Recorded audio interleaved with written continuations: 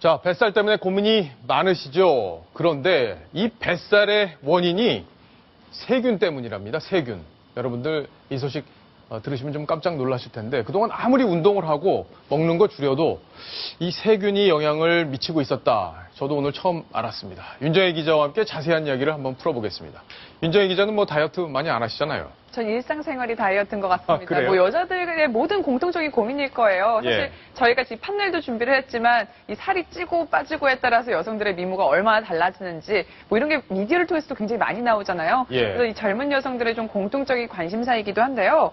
아무리 땀을 뻘뻘 흘리면서 운동을 하고 또 밥을 굶는다고 해도 사실 살이 잘 빠지지 않는 경우가 많았습니다.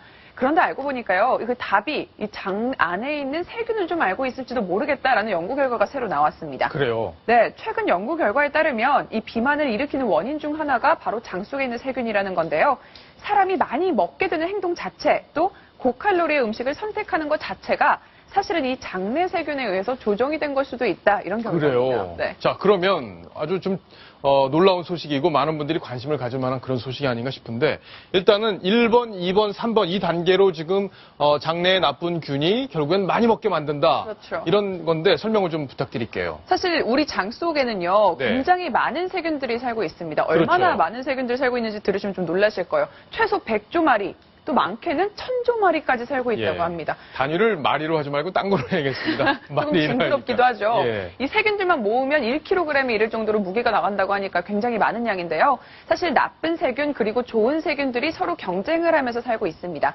그런데 만약에 장 안에 이 나쁜 세균들이 많아진다고 하면 독소가 발생을 합니다. LPS라고 부르는데요. 이 독소가 장을 뚫고 나가서 혈관으로 들어가고요. 네. 혈액을 타고 온몸으로 퍼집니다. 그렇군요. 그런데 이 독소가 혈액을 타고 뇌로 갔을 때 뇌의 시상하부를 자극을 하게 되는데요. 네. 이 시상하부, 호르몬을 조절하는 역할을 합니다. 그래서 이 식욕을 좀 억제하는 역할을 해주는 호르몬인 렙틴을 기능을 좀 저하시킨다고 합니다. 그러면서 오히려 식욕을 유발하는 호르몬을 더 활성화시킨다고 하는데 결국은 사람들 많이 먹게 되고요. 아무리 먹어도 식욕이 좀 줄어들지 않으니까요. 계속 과식으로 이어지고 결국은 비만까지도 초래할 수 있다고 합니다. 예. 그러니까 장 관리를 잘 못하면 결국에는 나쁜 독소가 뇌까지 영향을 줘서 네.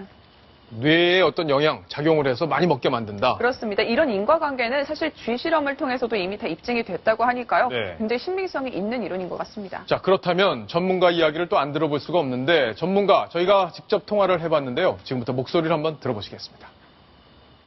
장내 세균에서 나오는 여러 가지 물질들이 실질적으로 여러 가지 식욕들을 갖다가 관장을 해서 그런 것 때문에 이제 살이 찌는 그런 연구 결과들이 발표가 됐습니다.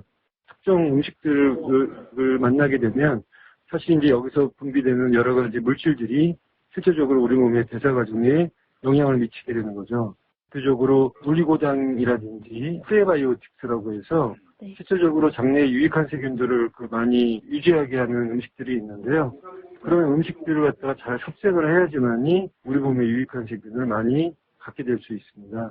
스트레스라든지 음주, 흡연 이런 걸 통해서 오히려 이제 유익한 세균들은 많이 손상되고 유해한 세균들을 많이 만들어내기 때문에 이런 생활 습관의 관리가 매우 중요하다고 생각됩니다.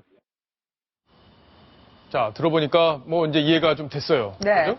자, 그러면 뭘 어떻게 해야 장을 좀 깨끗하게 하는지 그리고 네. 좋은 세균들이 장에 살게 만드는지 그 방법이 또 중요하겠네요. 그렇죠. 이 장 속에는 나쁜 균과 좋은 균이 공존을 한다고 말씀을 드렸죠. 그러니까 이 좋은 균을 늘리게 되면 나쁜 균들이 상대적으로 활동을 잘 못하게 되는 겁니다. 장 속에 좋은 세균, 아마 잘 아실 겁니다. 바로 유산균입니다. 네. 이 유산균 하면 발효식품에 굉장히 많이 들어있죠. 대표적인 게 바로 요구르트, 우리 전통식품 중에서도 김치와 된장에는 굉장히 많은 유산균이 들어있다고 할 수 있습니다. 그런데 이 발효식품만 먹는다고 또 장 건강이 좋아지냐? 이거는 아닙니다. 이 유산균이 장에서 원활하게 활동을 할 수 있도록 유산균이 먹는 먹이가 되는 식품들을 또 같이 섭취해 주시는 게 더 좋다고 하는데요. 대표적인 거 이런 거 있네요. 올리고당과 이뉼린 성분이 많이 들어있는 마늘과 양파, 그리고 바나나가 이 유산균이 활동하는데 굉장히 많은 도움이 된다고 하니까 예. 같이 드시면 좋을 것 같아요. 그리고 또 중요한 거, 하루에 2리터 이상의 물을 마시는 게 물 마시는 게 중요하다고 좋다. 하네요. 사실 2리터 이상 마시기 굉장히 어렵거든요. 그러게요. 그래서 요즘에는 이렇게 컵이나 아니면 어플도 다 있어요. 예. 물을 얼마나 먹는지 다 체크를 해주기 때문에 그런 거 이용해서 물 틈틈이 많이 드시면 건강에 좋겠습니다. 저는 오늘 저녁에 된장국에 김치 반찬에 네. 마늘을 빻아가지고 넣어서 비벼 먹어야겠습니다. 저도 점심 때 김치찌개랑 된장찌개 같이 먹었습니다. 예. 어쨌든 이거 좋다는 거, 몸에 좋다는 음식이라는 거 아마 시청자 여러분들도 많이 알고 계실 텐데 더 많이 좀 드셨으면 좋겠다 이런 생각이 좀 드는데 네. 윤정혜 기자도 최근에 뭐 디톡스라는 거 많이 하잖아요. 젊은 네. 여성분들이 많이 하던데 그 무슨 뭐 디톡스 주스라고 그래서 많이 드시기도 하고 그렇죠. 그런 것들도 장을 좀 깨끗하게 하고 좋게 하는데 영향을 미칩니까? 디톡스 다이어트가 상당히 인기가 굉장히 많이 끌었던 다이어트 요법입니다. 그러니까 몸을 좀 해독을 해주고 몸에 있는 노폐물을 빠져나가게 해준다라고 해서 인기를 끌었던 다이어트 방법인데요. 상당히 좀 까다롭습니다. 방법이 좀 다양하긴 한데 이 레몬 디톡스 주스라고 해서 이 주스만 2리터를 밥 대신 먹는 겁니다. 예. 그렇게 다이어트를 하게 되면은 당연히 살이 빠질 수밖에 없겠죠. 그러게요. 그러다 보니까 이 디톡스 다이어트로 효과를 봤다라는 뭐 헐리우드 배우들 또 유명 스타들이 나타나면서 인기를 끌긴 했는데 이 효과에 대해서 전문가들은 조금 회의적입니다. 왜냐하면 뭐 의학적으로 아직까지 검증이 된 다이어트 방법도 아니라고 이렇게 좀 선을 그었는데요. 대신에 이런 얘기가 있네요. 아까 조금 전에 말씀드렸던 이 유산균에게 좋은 올리고당이나 아니면 이뉼린 성분이 많이 들어있는 디톡스 주스라면 어느 정도 효과는 볼 수 있겠다. 이렇게 조금 선을 그어서 말했습니다. 예.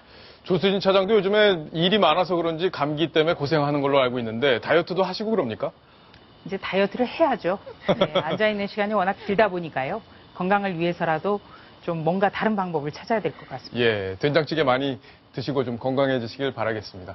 자, 이 장의 건강이 중요하다. 그리고 이게 실제로 비만과도 연결이 돼 있다. 이런 새로운 연구 결과 지금까지 정리를 해드렸습니다. 자, 다음 주제로 넘어갑니다. 다음 주제는 바로 이겁니다.